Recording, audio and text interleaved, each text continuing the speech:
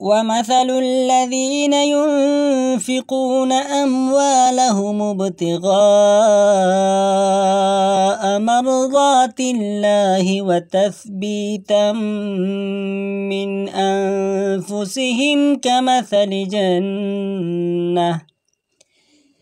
وتثبيتا من أنفسهم كمثل جنة بربوة أصابها وابل فآتت أكلها ضعفين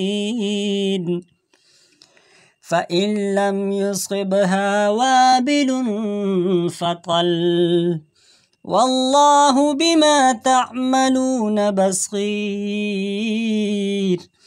أيود أحدكم أن تكون له جنة من نخيل وأعناب تجري من تحتها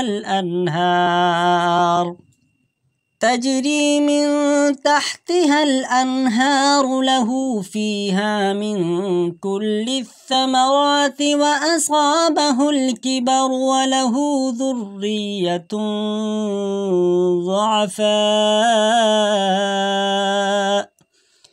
فأصابها إعصار فيه نار فاحترقت كذلك يبين الله لكم الآيات لعلكم تتفكرون.